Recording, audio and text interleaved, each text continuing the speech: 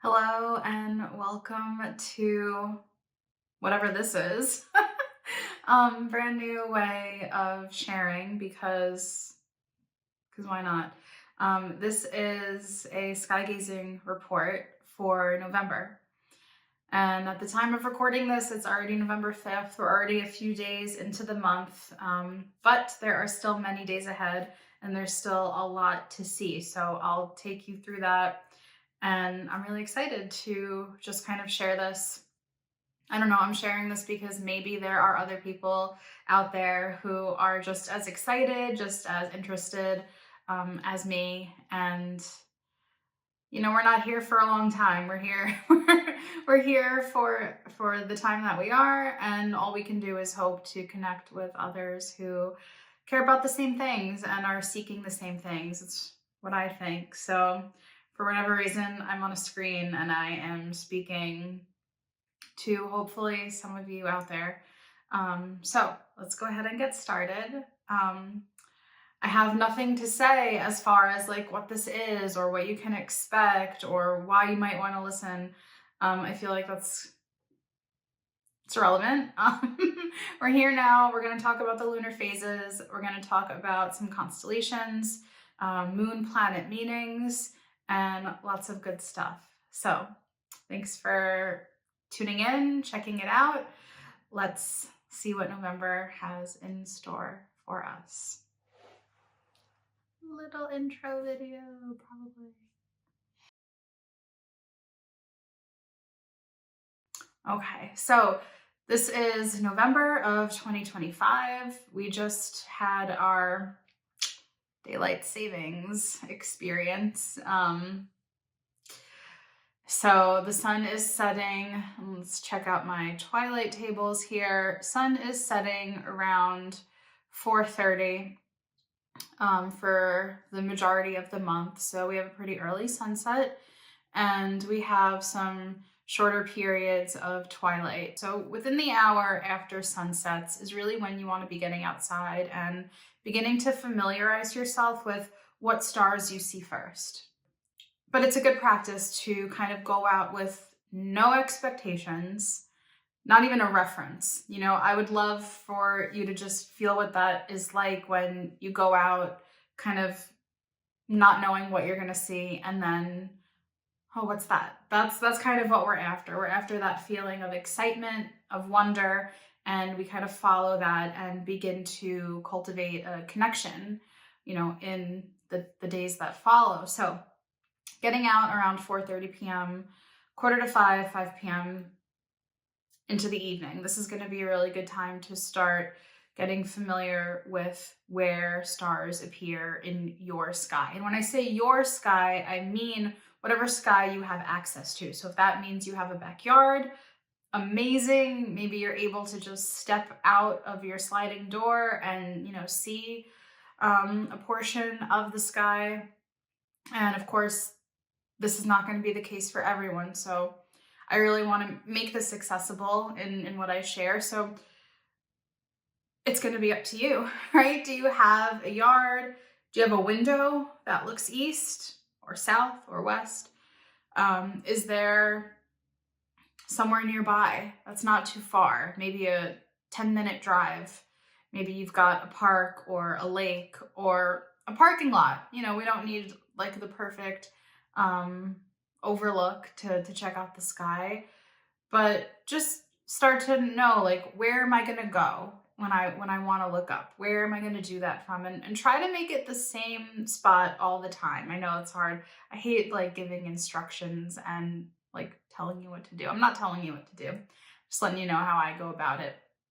But I think it's important, if you're building your skygazing practice, to have a designated location, right? This is really helpful because I know, and I've seen a lot of people try to integrate skygazing into different practices like astrology or other spiritual modalities. And it's amazing to see people online say things like, oh, this is what the moon actually looks like, when it's rising, when it's crossing the midheaven, or when it's in, the eighth house. But without the context of where you're looking every day, that's going to kind of just go in one ear and out the other. You're not going to really retain that. So I think that it has to be an individual experience. It has to be something that you are going to dedicate time to learning about and understanding. And it's amazing. It's so wonderful when we start to really feel connected, when we look out the same window every day and see the sun kind of, how the sun moves. And then we see a moon enter the scene, and, where does the moon come through that window? And I'm probably rambling, but point being, find a designated location, dedicate yourself to that designated space, and begin to observe. That's really the bottom line. Like, the fundamental practice here is that this is a way to mindfully observe our environment, the seasons, the moment. I could go on and on, but we're here for more specific reasons. Okay, so today, November 5th, we start the month with this full moon. And for the astrologically minded, I'll share that full moon clocks in at 13 degrees Taurus. When we're talking about astrology, I'm going to give you astrological anecdotes, and that does not invalidate the astronomical observations that we're doing. I don't know how many people are really, combining both of these things outside of, my teachers and folks like Gemini Brett. But it's a beautiful thing. It's a beautiful thing to combine things and to create all these different layers of experience and to just pull inspiration. Where can you find more inspiration? I find inspiration from the symbols of the astrological signs and elements and all of these things. So it's just another layer. It's just a layer. You can add it. You don't have to add it. You don't have to add it if you don't want to. I'm just making note of it. So that being said, full moon today, and maybe I'll include some video of that if I can figure out how to catch it with the tripod situation. We move on from the 5th to the next phase being the last quarter on the 12th. So after today, moon begins waning, and we enter the waning period of the lunar cycle. Last quarter moon on the 12th. The next new moon will occur on the 20th of the month, and the next cycle begins again, right? So we have our lunar phases, and with that, as the moon continues to orbit around the Earth, we're going to see some moon planet meetings. So if we go ahead in time and we'll look at Stellarium here. On the 9th, and I'm going to call it the 9th. On the 9th, we have moon meeting Jupiter while the moon is nearly halfway illuminated, right? We have that last quarter phase on the 12th. So this is 3 days before that moment. Moon enters this little realm of sky where we've been, I've been watching Jupiter rise, and Jupiter rises near Castor and Pollux, the stars of the Gemini constellation. Different than the Gemini sign. All right, that's another, I've written about that a bit. It's this really cool kind of asterism, see it however you want to see it, of Castor, Pollux, and Jupiter. So I have the moon rising on the 9th at about 9 p.m. And that time is really only going to apply to you if you are somewhere where there is an open horizon, there's no obstructions, no tree line, no other houses. That time is for those of you that are going to get out and maybe go to the beach, maybe check out the ocean view, or maybe you have some other very open vantage point. For the rest of us who are in our yard or looking through a window, we're going to have to probably wait a little bit, but it's still good to check the moment of, you know, when the moon is actually rising and crossing the horizon, just to see how long it's going to take, right? If we know that the moon is rising at 9 p.m. on the 9th, check it out. What's happening at 9 p.m.? What is your view at 9 p.m.? And then just check in periodically. It's good to just familiarize ourselves with where these portions of sky rise. So I'm going to add another astrological anecdote. It's good for people like me who were born at a time when 24 degrees of Cancer, that ecliptic degree, was rising. So right now, Jupiter is showing me where my ascendant angle is. And that's really cool. It's cool to see these points in the sky and to connect with them in a deeper way than just conceptually. I think it's really, really wonderful, and it really helps us feel more connected, like we're actually in relationship with everything that's happening around us.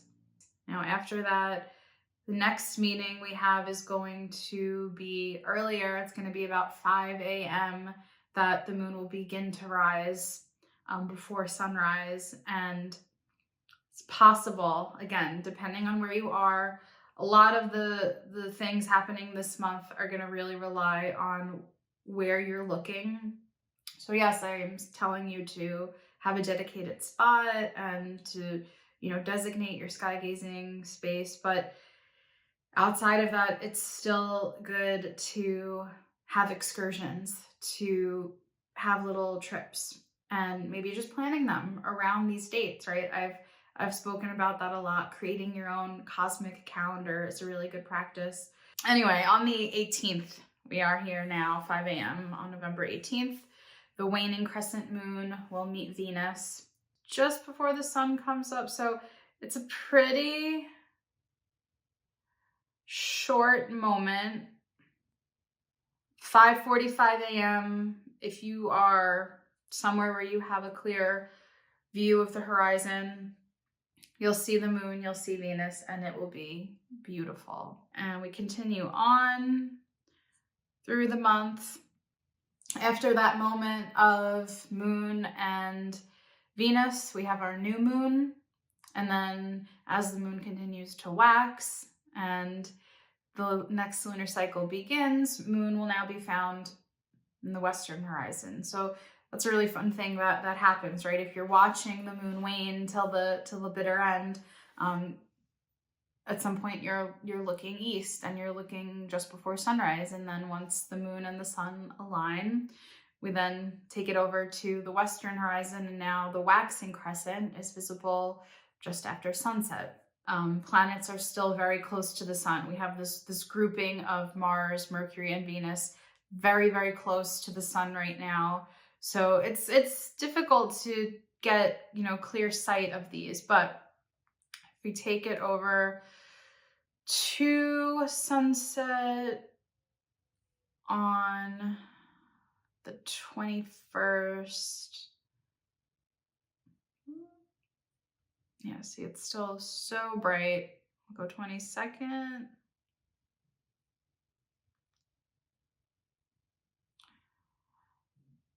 So I think at this point in the season, Mars is probably not going to be visible for that much longer, but you will see that first waxing crescent around, I'm going to say the 22nd is probably your safest bet. The new moon is on the 20th. It takes some time for us to actually begin to see the first glimmer of that little fingernail moon. But, you know, that's also a good practice. If you know that the new moon is on the 20th, go out at sunset the next day and, you know, can you see anything? Is there anything to be seen? It's just fun to explore, right? And the next meeting that the moon will have is with Saturn. And I'm looking at the 29th here.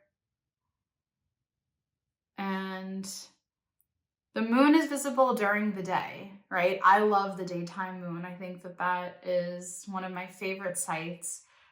Bright blue sky, clear white moon against it. I love that sight. I think it's amazing just because it catches you off guard. You're not really expecting to see the moon during the day. And you're, without really looking, you might think it's just a cloud or something like that. And then you realize it's the moon. And if you can follow the moon during the day on the 29th, you're also looking at Saturn. Now we can't see Saturn because we need the sun to set. We need to spin away from the sun to, for that realm, deeper space and the stars, everything to be revealed. So waiting until sunset, but keeping an eye on the moon will introduce you to Saturn on the 29th. So go out at about, 4:45, 5 p.m. It's according to New York time. But, I